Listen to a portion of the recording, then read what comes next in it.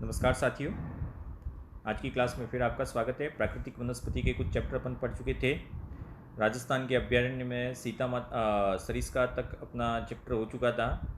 आज हम राष्ट्रीय मरु उद्यान, सीता माता अभ्यारण्य और माउंट आबू अभ्यारण्य के बारे में चर्चा करेंगे। बिल्कुल ये 3 अभ्यारण्य। अब क्लासेस हम छोटी कर रहे हैं, 20-20 मिनट की वीडियो डेली होंगे और बहुत सारे सब्जेक्ट हम स्टार्ट करने जा रहे हैं। तो राजस्थान के अभ्यारण्य में आज अपन स्टार्ट करेंगे राष्ट्रीय मरु उद्यान। राष्ट्रीय मरु उद्यान ये भी उतना ही महत्वपूर्ण है, आपको बिल्कुल याद रखना है। राष्ट्रीय मरु उद्यान। अब यहाँ राष्ट्रीय शब्द लगा है, पर ये राष्ट्रीय और एक उद्यान शब्द लगा है, तो ये नेशनल पार्क नहीं है, यह अभ्यारण्य ही है। अभ्यारण्य की दृष्टि से ही इसको याद रखना है। इसके बारे में क्या बेसिक पॉइंट्स हैं जो आपको याद रखने, इन बेसिक पॉइंट्स की चर्चा हम कर रहे हैं। इसका कुल क्षेत्रफल है 3162 किलोमीटर स्क्वायर। 3162 किलोमीटर स्क्वायर इसका कुल क्षेत्रफल है, जो 2 जिलों में विस्तृत है। एक जैसलमेर में विस्तृत है और जैसलमेर के साथ साथ यह अभ्यारण्य बाड़मेर जिले में भी स्थापित है। तो राष्ट्रीय मरु उद्यान जैसलमेर वर्ड आता है, लेकिन जैसलमेर और बाड़मेर दोनों में है। 3162 स्क्वायर किलोमीटर है। 3162 स्क्वायर किलोमीटर है, अर्थात यह राज्य का सबसे बड़ा अभ्यारण्य है। पहला पॉइंट इंपॉर्टेंट, राज्य का सबसे बड़ा अभ्यारण्य है। कौन सा है? राष्ट्रीय मरु उद्यान जैसलमेर राज्य का सबसे बड़ा अभ्यारण्य है। राज्य का सबसे बड़ा अभ्यारण्य, इसके साथ साथ ही राज्य का सबसे पश्चिमी अभ्यारण्य भी यही है। राज्य का सबसे पश्चिमी अभ्यारण्य, ये दोनों ही पॉइंट आपको याद रखने हैं। वन संरक्षक भर्ती परीक्षा में ये पूछा गया है कि राज्य का सबसे पश्चिमी अभ्यारण्य कौन सा है, तो राष्ट्रीय मरु उद्यान राज्य का सबसे पश्चिमी और राज्य का सबसे बड़ा अभ्यारण्य है। किन किन पॉइंट्स के लिए यह अभ्यारण्य प्रसिद्ध है, बिल्कुल याद रखना। ये प्रस्तावित राष्ट्रीय उद्यान की श्रेणी में आता है, लेकिन अभी ये अभ्यारण्य के दर्जे में ही है। राजस्थान में एक सेवण घास पाई जाती है। उस सेवण घास कहाँ पाई जाती है, तो इसी अभ्यारण्य में लाठी सिरोंज क्षेत्र है।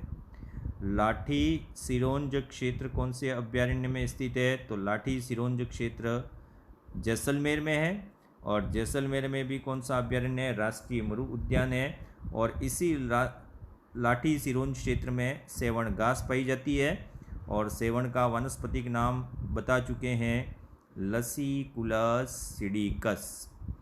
लसिकुलस सिडिकस ये किसका नाम है? सेवण घास का नाम है। आप चाहें तो लास्ट में इसका स्क्रीनशॉट ले सकते हैं। तो लाठी सिरोंज क्षेत्र राष्ट्रीय मरु उद्यान में नेक्स्ट कौन से पक्षी के लिए, तो यह गोडावण पक्षी के लिए प्रसिद्ध है। लाठी सिरोंज क्षेत्र में ही गोडावण पक्षी सबसे ज़्यादा पाए जाते हैं। तो गोडावण पक्षियों के लिए कौन सा अभ्यारण्य प्रसिद्ध है? राष्ट्रीय मरु उद्यान। और इस गोडावण पक्षी को कितने नाम दिए गए हैं, तो मैं 2 नाम लिख रहा हूँ यहाँ पे। एक तो है इसका साइंटिफिक नेम कैरियोटिस नाइग्रीसेप्स। इसी गोडावण पक्षी को कहा जाता है कैरियोटिस नाइग्रीसेप्स। देखिए, कुछ ऐसे पॉइंट्स हैं जो आपने पहली बार सुने होंगे, उसकी भी चर्चा हम यहाँ पे करेंगे। कैरियोटिस नाइग्रीसेप्स इसका एक साइंटिफिक नेम है, लेकिन इसके साथ साथ यह गोडावण पक्षी किन नामों से जाना जाता है, तो इस गोडावण पक्षी को एक नाम दिया गया है मालमुर्डी। मालमुर्डी गोडावण पक्षी का ही नाम है। सोहन चिड़िया, सोहन चिड़िया भी गोडावण पक्षी का ही नाम है। हुकना, हुकना भी गोडावण पक्षी का नाम है। और गुदनमेर, गुदनमेर भी गोडावण पक्षी का नाम है। Great Indian bustard, great Indian bustard ये भी गोडावण पक्षी का नाम है। तो गोडावण पक्षी बहुत नामों से जाना जाता है, और यही गोडावण पक्षी है वह राजस्थान का राज्य पक्षी है। और ये राजस्थान का राज्य पक्षी कब बना? 21 मई 1982। ये सन आपको ज़रूर याद रखना है, खेजड़ी के बारे में, रोहिड़ा के बारे में और इसके बारे में। 21 मई 1982 को इसे राज्य पक्षी का दर्जा दिया गया।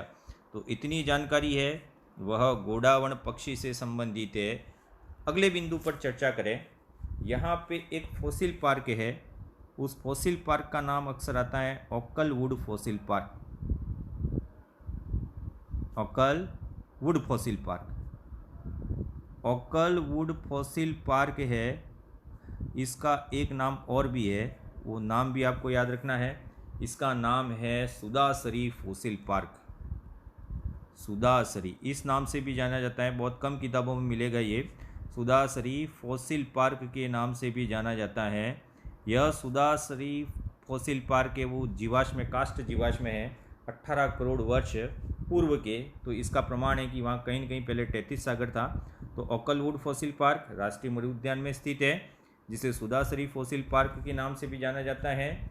18 करोड़ वर्ष पुराने यहाँ लकड़ी के जीवाश्म हैं। इसी में एक स्थान प्रसिद्ध है शाहगढ़ बल्ज।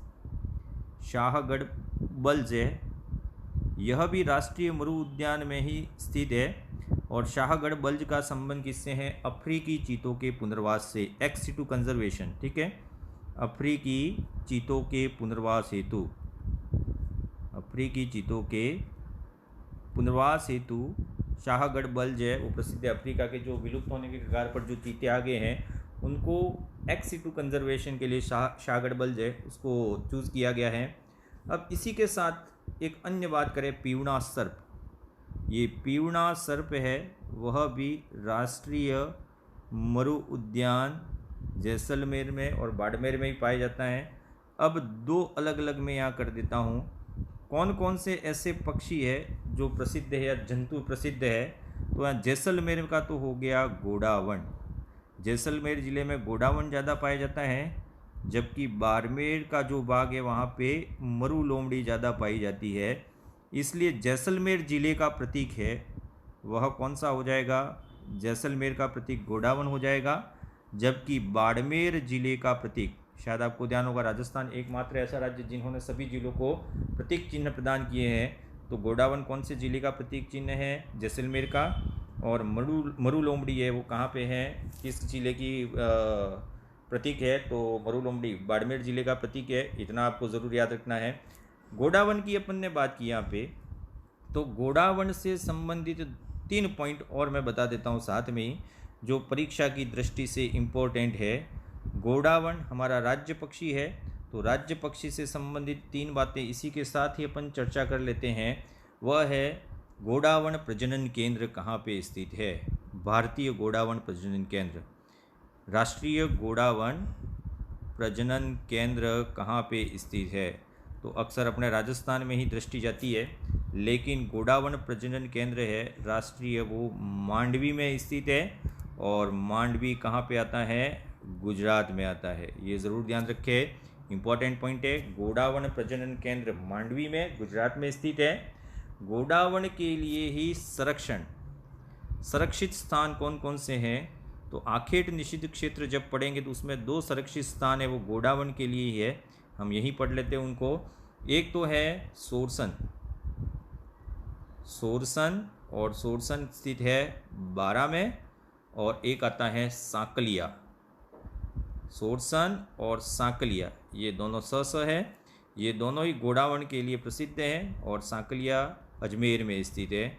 तो गोडावन के लिए 2 स्थान आपको और याद रखने हैं। और गोडावन प्रजनन केंद्र मांडवी में, उप प्रजनन केंद्र यानी कि हैचिंग सेंटर है वो जैसलमेर में है। वो अगले स्टेप में अपन इसको चर्चा करेंगे। तो ये हो गया पूरा राष्ट्रीय मृु उद्यान, जैसलमेर की चर्चा कर ली। अब नेक्स्ट आते हैं सीता माता अभयारण्य, बहुत इंपॉर्टेंट है। सीता माता अभयारण्य, सीता माता अभयारण्य से संबंधित प्रश्न की चर्चा करें तो ये भी सबसे अधिक प्रश्नों वाला अभयारण्य है। कौन से जिलों में स्थित है? तो सीता माता चित्तौड़गढ़, और चित्तौड़गढ़ के साथ दूसरा जिला है प्रतापगढ़। यह चित्तौड़गढ़ और प्रतापगढ़ दोनों जिलों में स्थित है। यह 3 तरीके से प्राकृतिक जो विभाजन है उससे घिरा हुआ है। अगर इसके ऊपर बात करें तो ऊपर अरावली है, अरावली। अगर इसके दक्षिण में बात करें तो विंध्याचल पर्वतमाला है, मध्य प्रदेश की विंध्याचल पर्वतमाला है। और जहाँ पे स्थित है उसका कुछ भाग है वो मालवा का पठार है। तो ये 3 प्राकृतिक संधि स्थलों पर स्थित है, अरावली पर्वतमाला, विंध्याचल पर्वतमाला और मालवा के पठार के संक्रांति स्थल या संगम स्थल पर स्थित है। इनकी विशेषताओं की बात करें सीता माता अभ्यारण्य की, तो सीता माता अभ्यारण्य की सबसे पहली विशेषता है सागवान के वनों वाला एकमात्र अभ्यारण्य। सागवान के वनों वाला, सागवान के वनों वाला एकमात्र अभ्यारण्य, बिल्कुल याद रखना आपको। सागवान के वन सर्वाधिक कौन से अभ्यारण्य में है? सीता माता में। सागवान के वनों वाला एकमात्र अभ्यारण्य यहीं पे है। सर्वाधिक जैव विविधता वाला अभ्यारण्य, इसको भी बहुत इंपॉर्टेंट पॉइंट है, इसको ज़रूर याद रखें। सर्वाधिक जैव विविधता वाला अभ्यारण्य। अब सब सर्वाधिक जैव विविधता वाला अभ्यारण्य है। अब यहाँ 2 प्रश्न हैं, उन दोनों ही प्रश्नों पर चर्चा कर लेंगे। सर्वाधिक जैव विविधता से संबंधित 2 प्रश्न आते हैं। तो एक तो पूछा जाता है सर्वाधिक जैव विविधता वाला अभ्यारण्य कौन सा है, लेकिन प्रश्न पूछा जाए सर्वाधिक जैव विविधता वाला स्थान कौन सा है, तो स्थान में आ जाएगा डाढ़ देवी देववन कोटा। डाढ़ देवी देववन कोटा सर्वाधिक जैव विविधता वाला स्थान है। जबकि अभ्यारण्य की चर्चा करें तो सर्वाधिक जैव विविधता वाला अभ्यारण्य है सीता माता। तो दोनों अलग अलग प्रश्न हैं, दोनों के बारे में याद रखना है। कहते हैं कि हिमालय के पश्चात सर्वाधिक औषधीय पादप यहीं पे पाए जाते हैं। तो हिमालय के पश्चात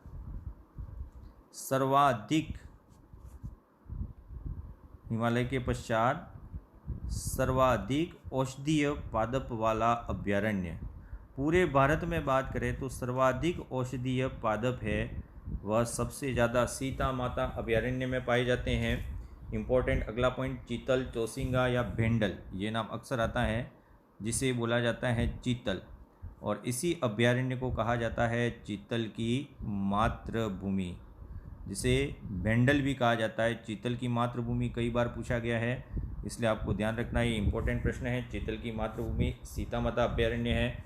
उड़न गिलहरियों का स्वर्ग, ये भी कई बार प्रश्न पूछा जा चुका है। फ्लाइंग स्क्वेरल, उड़न गिलहरियों का स्वर्ग, यह भी सीता माता अभ्यारण्य है। तो उड़न गिलहरियों के स्वर्ग और चीतल की मातृभूमि, ये दोनों ही पॉइंट है वो इक्वली इम्पोर्टेंट है, बिल्कुल याद रखना है।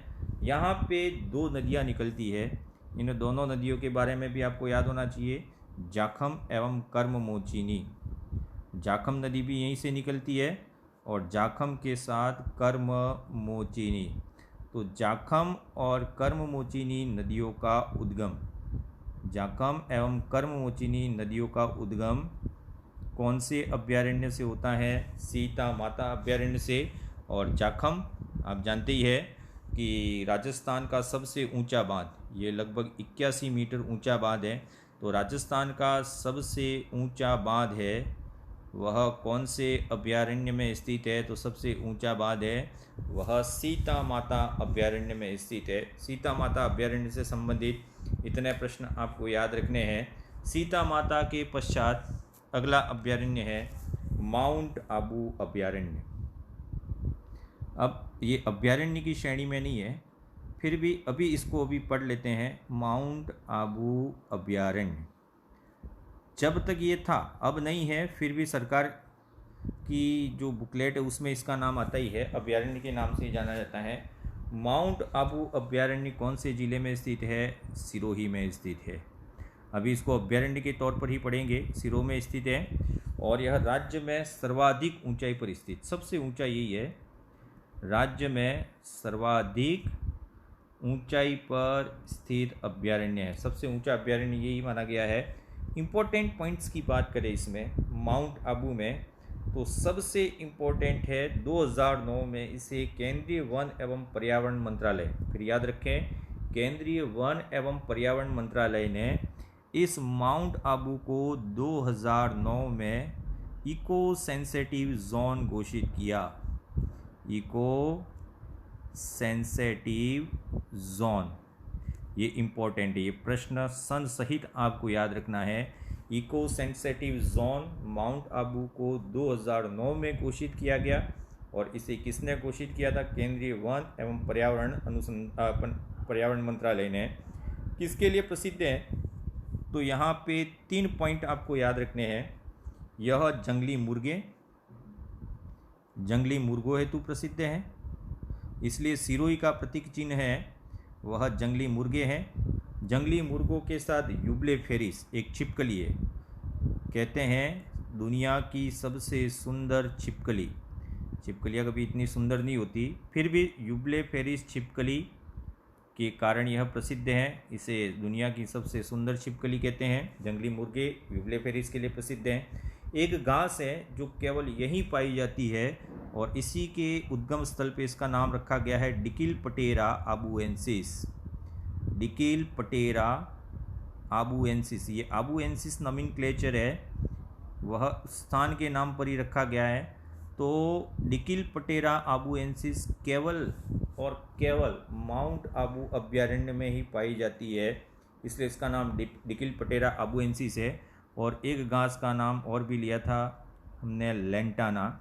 यह वहाँ की जैव विविधता को नुकसान पहुँचा रही है, तो लेंटाना घास का संबंध भी किससे है? माउंट आबू। ये दोनों अलग है, ये लेंटाना नहीं है, लेंटाना अलग घास है और डिकिलपटेरा आबुएंसिस अलग घास है, दोनों ही आपको याद रखने हैं। यहाँ पे राज्य सरकार द्वारा औषधीय पादप शोध केंद्र, ये भी इम्पोर्टेंट है, अभी 2 साल पहले ही खोला गया है। औषधीय पादप, ये ज़रूर याद रखें, औषधीय पादप शोध केंद्र।